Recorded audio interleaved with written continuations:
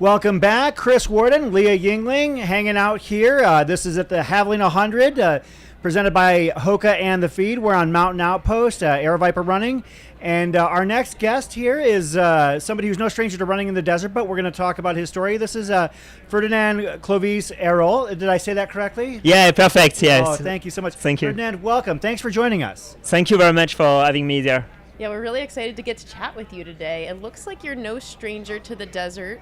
I think we saw a 12th place finish at Black Canyon just this past spring. Can you talk a little bit about what's bringing you back to the desert this year here at Javelina? Yes, exactly. I'm so happy to be there, actually. I really enjoyed my first experience in Black Canyon.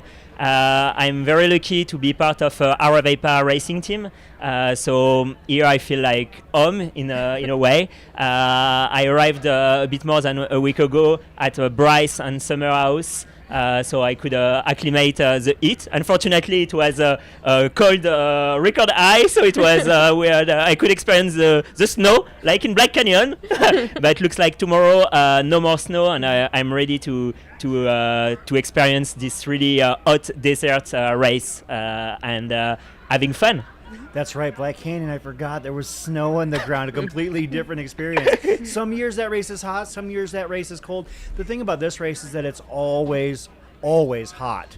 In recognition of that, have you done a fair amount of heat mitigation strategy, preparing for what you're going to encounter out there? How much time have you spent out in the sun, and are you ready for what awaits you for however long it takes you to finish this race? So as I mentioned, I'm based in New York City because my family is there, my spouse working there. I also have my company there. So New York is not the best place to train in the mountains, but yeah, you have a sauna. We have a possibility to do hot baths. I could enjoy running on Central Park with multi-layers. So the last few weeks I tried this training, which can be a bit new for me, I would say. So let's see if it works. However, I grew up in Africa, and I lived in Asia, in Hong Kong for 7 years. So I'm used to run in the heat. I loved it. So let's see how is it for the dry heat that I don't know yet, and gonna be for sure a challenge. So we saw last year that you had a second place finish at Rocky Raccoon 100.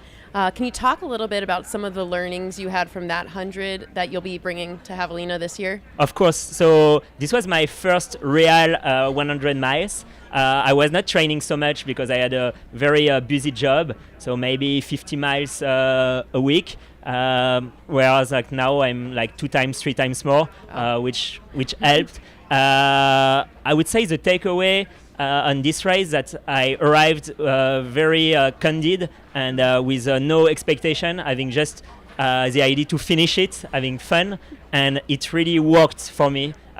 So now I put a bit more effort on this preparation. I would say I try to optimize everything to perform, but I will try to come also with this feeling of coming there to have fun, to enjoy, and see if after the results are coming. Like I started, I think, Rocky Raccoon just with Nicole Bitter, was like for me one of my idols, and we have been discussed for a while. And after, I remember she had a little issue, so she told me to go, and I passed people step by step. And at some point, I saw Zach Bitter maybe one mile at the finish line. I had the fly. I had some wings to fly and arrived like second, which was like totally unexpected. So obviously, let's see how it goes this time. But I hope I have a similar feelings enjoying this experience, this travel, this big fest that is Javelina. You mentioned that you had done some running and training in Kenya. Can you talk about your experiences over there as a runner? Because that's something we don't hear a lot, at least in this part of the world in the trail and ultra running, that people are like literally going to Kenya. Obviously, the marathoning capabilities there of runners are legendary. Can you talk about your experiences there? Yeah, of course. So I discovered running by traveling, actually. I was not at all in sports when I was young, even though I enjoyed running also when I was in Africa, when I was growing there. In Hong Kong, I really enjoyed because it's a different way also of running. In Nepal as well, and I always heard about these Kenyans beating the best record. And a friend of mine told me about this guy Julien Lyon living there and training with the Kenyans. That is also training trail running. So I said, why not trying? And I took my tickets without expecting anything. And I was very surprised that actually Kenya is great for trail running as well. And you have a lot of people training most for the short distance, the Golden Trail series. But you have also the capabilities to run in altitudes, in a road, on trails, having also some elevation gain. So that's why I find it's the best way to focus and train with the best to learn. And my idea is like, I'm living in the big cities, so I don't have always access to the mountains. So I try where I am to take everything I can to get better. And so in New York, I discovered the track and fields, which I think can help nowadays also for trail running.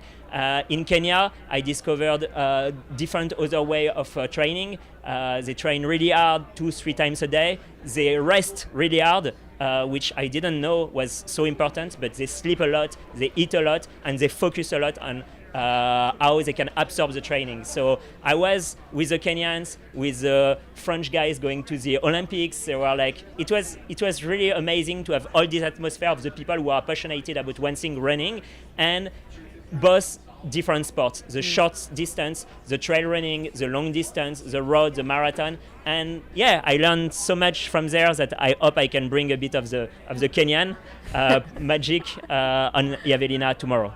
Oh, that's awesome. So it sounds like you're taking a little bit from all of your training areas and bringing it to the race tomorrow.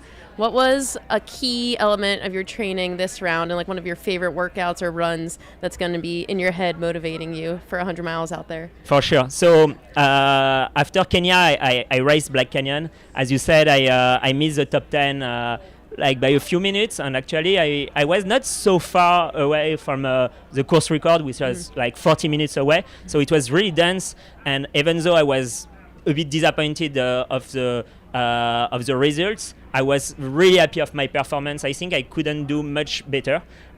So actually, what I prepared really this time was the pacing, because my pacer Joe at the time was super helpful. So he came back today to race with me tomorrow. My spouse Fanny will be there as well. She helped me crazy well, and I think this race is really a team race. You have the pacers to help you, the crew to help you, obviously all the people around you to help you. So, and I really hope to have also the people running with me, was also chasing maybe for a golden ticket, to race with me, to like try to see if together we can break the record, together we can survive the heat, and together having fun. So coming back to the preparation, I would say yes, the heat preparation, the crewing was really something important, and obviously doing a lot of mileage. It's a fast course, so I have been training on trails in France this summer. Very technical stuff, because I'm bad at technical stuff by living in big cities. So I did GR20, which is a very technical trail in France. I spent some time in Chamonix, some block of 4 days where I stayed 10 hours on the feet for every day. So this helped me, I think, to boost my stamina. And when I came back in New York for the last 2 months, I trained more the speeds. So trying to do a bit less elevation, going on the trail maybe 1 or twice a week, but increasing the volume up to 240K. So I don't know what is it. Like it's a lot of Ks. Like and doing some track, some sessions. So I study a bit what Dakota and Jundred did. A lot of, so obviously everyone is different, but he did also some 8 times 1 mile, things like that. So I'm I have the luck to be part of a team, CPTC, Central Park Track Club, who helped me also to prepare this speed. I did like a 10 miles, half marathon to work on the speed. And generally after that speed work, I try to add like 20K or 20 miles to be sure like I can still run at Javelina pace on tired legs. Yes, let's see how it works. Anyway, I really enjoyed this training. I really enjoyed being able to sleep well, to eat well, and to read a lot of things about running in the desert. What are you going to be running in, and what are you going to be wearing? Like, for instance, are you going to be doing handhelds, hydration pack, and what kind of shoes are you going to be wearing? So yeah, that's a good question. I had a lot of back and forth. Usually I like to run with a T8 because it's very light and you have the belt included. I run topless, but here the sun is too high. Yeah, you better cover up. And I have to cover, especially a few years ago I got skin cancer, so I have to be careful on that. Yeah. So I will try the sleeves. I was helping a friend who was doing Western State this year, and so I saw the technique of having sleeves, putting ice in it, having hat as well. So I have different hats, some hat where you can put ice, some. So I will be light, to be honest, as light as possible. I have the luck to have with Oka the Carbon X3 that we received with our Vapor Racing team, which are great shoes, I think, for this kind of terrain. So yeah, light, and but in the meantime having a possibility to cool down with a lot of water, a lot of ice, and let's see. Well, it's definitely going to be a great day out there. We're excited to follow your journey. I don't think anybody's going to be coming to the start line with as diverse of training grounds as you. So we're excited to cheer for you, and yeah, really looking forward to your second 100-mile journey out there. Yes, thank you so much. I'm also really excited, and once again, it's going to be a big fest. I have already spent 1 week here. It's super nice. I feel home here. The mountains are cool, the people are cool, and this race look super cool. So see you tomorrow. Well, if Bryce and Summer are showing you around, then you've definitely got the right tour guide. So you're going to see all the best trails, and you're going to be able to be, around some of the best people. So Ferdinand, best of luck this weekend, and we'll be following your race very closely. Thank you very much, guys, and thanks for having me here. And see you soon. Yeah, awesome. See you soon. We'll be back here shortly on Mountain Outpost, presented by Hoka and the Feed. This is the Javelina Jundred pre-race interview series, and we'll be back with our next interview here in just a few moments.